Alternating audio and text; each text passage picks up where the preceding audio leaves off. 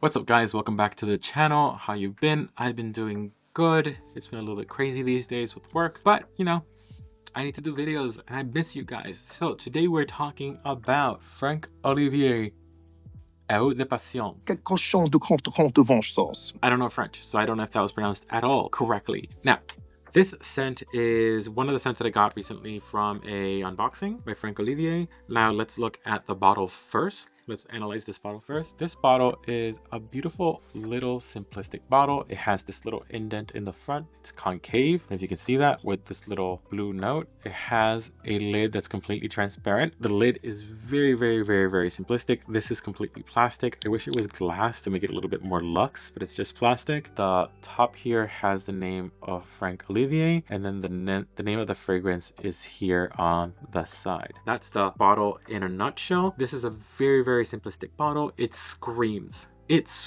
fresh, right? This screams like this is gonna be a freshie. Like just the blue vibes with the transparent bottle. This screams wave, freshy, beach vibes. And I really like the simplistic nature of this. It looks really good. I think the part that's a bit of a letdown is this top. This top feels so cheap compared to the rest of it. I think it would have been a lot better if it had a glass top or a metal top. This clear plastic or acrylic top kind of cheapens it a bit. So let's do a spray. As you can see, it's pressurized.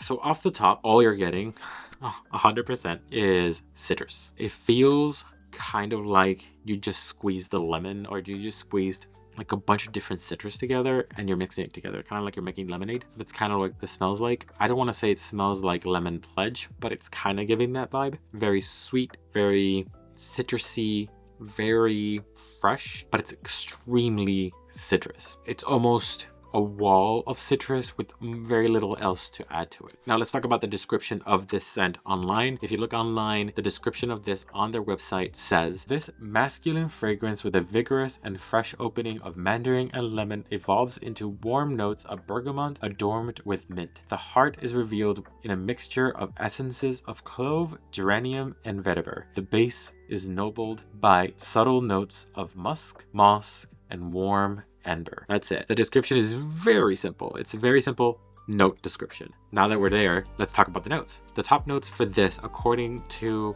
Fragrantica, is peppermint, bergamot, Amalfi lemon, pineapple, mandarin orange. The middle notes for this are geranium, lavender, sage, vetiver, clove. And the base notes are musk, amber, oak moss. So those are all the notes together. But in all honesty, to be completely frank, I made up money.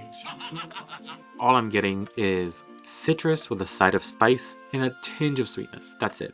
The citrus is so powerful. The citrus is so abundant that it kind of drowns out everything else. It is really over exaggeratedly abundant in this. It's extremely one note, in my opinion. It's very one note. Let's look at the online buzz for this. According to Fragrantica, this has a 4.08 out of 5 with 381 votes. According to positive critiques, this is a great value for the money compared to what it's duping, which is Chanel's Platinum Egoist. And apparently it's a good dupe of that, and it's considerably less expensive than that. Apparently people think this has good performance and it has good longevity, especially for a freshie. And it captures clean sophistication very well. In terms of negatives, people say that it's pretty unrefined and that it has some synthetic qualities. Honestly, my conspiracy theory when it comes to scents is that whenever people say synthetic, they just mean cheap. Because I don't think people can perceive synthetic. I think they just say this smells cheap. That's what they're trying to say. People say that it's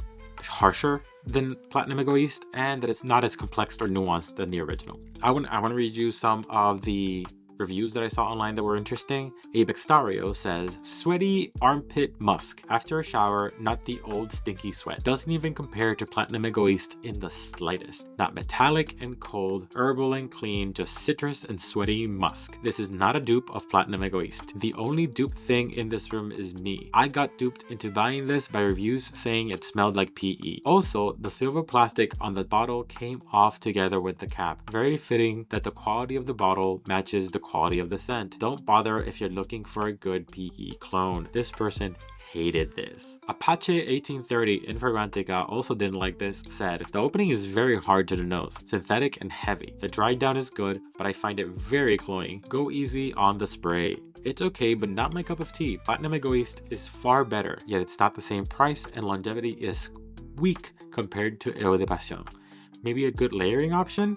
We'll probably sell it or gift it. And then the last one I'm going to read is by CH Bad. I've owned several bottles of Platinum Egoist over the years. Always loved the scent, but each bottle of PE has been more watered down than the previous I found. I've had Eau de Passion for a couple of years now. Truly, I'll never buy Platinum E again. Save your money and buy this if you're a Platinum fan. Performs better. Smells almost identical to my nose anyway. I still have a bottle of Platinum, so I've compared the two together for, like I said, 2 years now. This is a masculine metallic, a combination of barbershop meets mass appeal sports blue like modern soapy flowers. Not dated at all, timeless, like green Irish tweed scent profile. Also has that timeless appeal. I picture a well-groomed man between 20s and 60s wearing this. Runs and works out throughout his week. Alpha. Knows what he's doing in life. Eats well and takes care of himself. So glad I found this one so I can retire Platinum when my bottle runs out. So I've had this for a couple of days. I've tried it for a couple of days. I've worn it for a couple of days. And what I can tell you honestly ends up happening is that citrus never goes away. The citrus is very strong throughout the experience. But what ends up happening is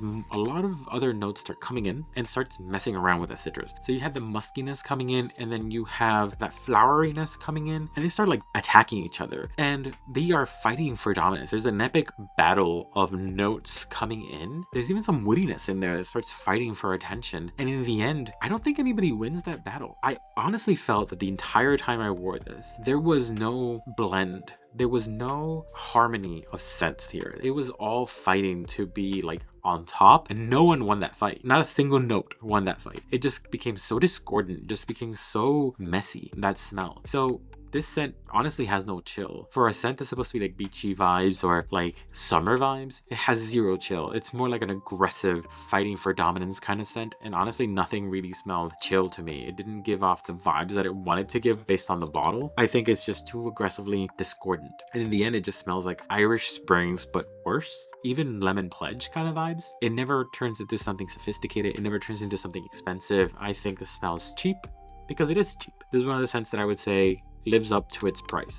This is cheap, smells cheap, and that's it. It's just a cheap bottle. A cheap bottle, cheap scent, cheap cologne. I don't think this is something to write home about. In terms of projection and longevity, this doesn't project very strongly. I think this projects maybe 4 feet, and then it dies down to like a skin scent. Well, not really a skin scent. It dies down to like a foot by hour 2, and then it stays that way throughout the day. It doesn't really turn into a skin scent, but honestly, the smell you have on it, it's not really that great. It lasts all day. It does last all day. This doesn't really go away. You do have to wash it off, and you really want to wash it off. The vibe that this gives me is young kid wearing cologne for the first time. So this reminds me of like the scents that you buy for the first time. This gives me like, you know, Samba? When I was a kid, we used to buy like Samba, that scent. That kind of vibe, like perfume when you don't know any better. That kind of scent. I don't want to diss any perfumes, but this is not the vibe, unfortunately. So in terms of scent, I give this maybe a 6. Longevity, I give this a 9. Projection, I give this maybe a 7. This is one of my worst rated fragrances. Unfortunately, I don't think this is something that I would reach for ever again. This is probably going to be a gift for me. I'm going to give it to someone else, someone who would appreciate it. So to me, this is a no-go. I do not like it. What do you think? Have you seen this? I haven't seen this ever before. I just saw it once, and honestly, it was a little bit disappointed because the bottle seemed interesting. What were some scents that you were excited by the look of it, and then when you tried it, you were so disappointed in it? I would appreciate it if you guys commented. I really like engaging with you guys. I really like chatting with you guys. Remember that scents are subjective. What I like isn't necessarily what you like. We might have completely different opinions on things. Always remember to smell your best. See ya.